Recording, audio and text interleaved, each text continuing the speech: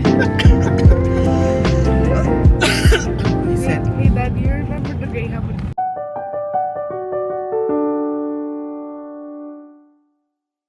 hi everyone, welcome back to my channel and this is me, Mommy Jel.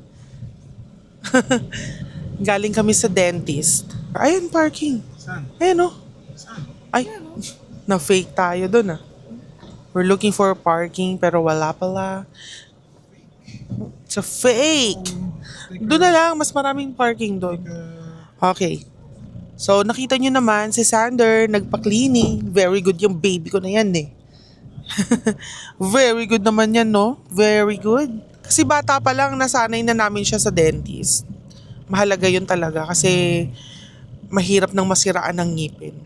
Bata pa lang, sanay nyo na sila na umupo sa chair kahit na walang gagawin. Pero si Sander kasi naranasan ng bunutan ng ngipin. Yung milk teeth, kasi nag-ano na siya, nag-overlap. So, ang ganda ng sunset to. Ay, hindi pa sunset. So, dito kami sa SM Hypermarket. Kakain muna kami kasi hindi pa kami kumakain.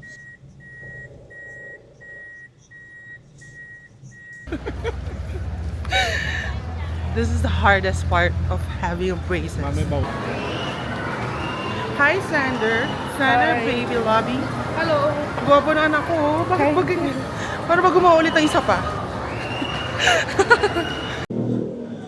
Okay, so we're going to eat in Mang Inasal. Mang Inasal.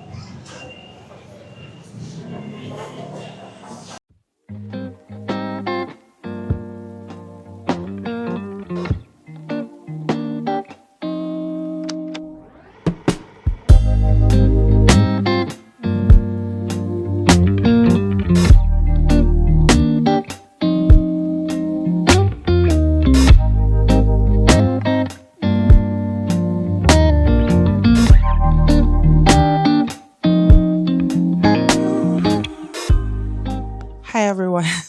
So bahay na kami at hindi na ako nakapag-vlog ng maayos kanina kasi sobrang sakit ng tiyan ko, grabe. Hindi naman ako sanay bawas sa public unless nasa SM kami. Merong prestige, 'di ba? Siguro sa mga hindi nakakaalam yon, yung prestige na yon, may lounge na you can rest there, may coffee, may water, and then yung CR malinis. So, kasi yung mga public CR talaga sa mga malls, sabihin na natin na talagang yung iba, ang tagal nilang linisin, kaya bumabaho. So, kanina parang hindi na ako makapag-vlog. Sabi ko, uwi na tayo, please. Pero may kailangan kaming bilhin. Kasi nga, may pasok na ulit tomorrow. So, ayun. Pagdating dito talagang dire-diretso na ako sa banyo. Ayusin ko pa tong mga activities ni Sander. Kasi marami pang naiwan. Ayusin ko lang. And then, para tomorrow, hindi na ako magmamadali pang ayusin. Anyway, yun ang Sunday namin. So, dumiretso kami agad sa dentist and finally, nakapag-pa-adjust na rin ng brace. And this is, baka may tinga pala, hindi pa ako nakakapag-toothbrush kasi galing kami sa kainan. Si Sander, napalinis na din namin yung kanyang ngipin kasi yung huling linis ng ngipin niya parang a year ago. Sabi ko nga sa kanya, kailangan lagi nagpapalinis. Inaalagaan ko yung ngipin ng anak ko. Pag nakalakihan nilang hindi malinis yung ngipin, mas maagang masira yung mga ngipin nila. So, dapat bata pa lang talaga naalagaan at ma-practice nila yun hanggang paglaki at mapapractice din nila yun kapag may mga anak na sila. Kasi sobrang sakit kasi kapag may sira ng ngipin. Pero hindi ko pa naman na-experience yun. Pero ayoko ma-experience kasi nga, nung bata kami, talagang tinakot kami ng nanay ko. Kahit na nakatulog kami, talagang gigisingin kami ng nanay ko para mag-toothbrush. Bawal ng hindi ka nakakapag-toothbrush ng natutulog tsaka maghugas ng katawan. Yung smile kasi syempre importante. Ito yung unang nakikita ng mga tao, di ba? Di ba? Di ba? Ayan. Itong akin, ano na to parang 21, 2, 3. Ay, hindi, 2, 3, 4. Ano na to, magti 3 years na. So, alam ko, finishing na lang to. Mahirap pa rin magsalita, syempre. Gano'n naman talaga pag kahit matagal na. Lalo na kapag kailangan nang i-adjust. And minsan hindi ko mapopronounce maigi yung mga word. Kunyari, may ED, for example, finished. Parang hindi ko na maartihan na finished.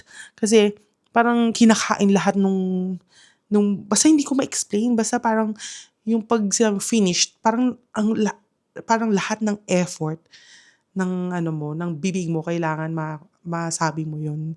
Kaya minsan pa finished. Pero basta alam ko finished na yun.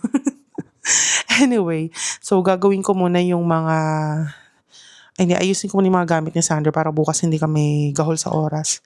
At maaga umaalis yung anak ko eh.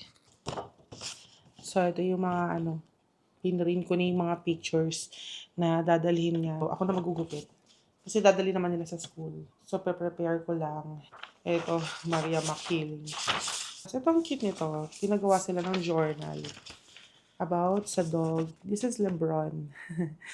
Dog ng kanyang tita May na aso din niya. Aso-asuhan, ganyan.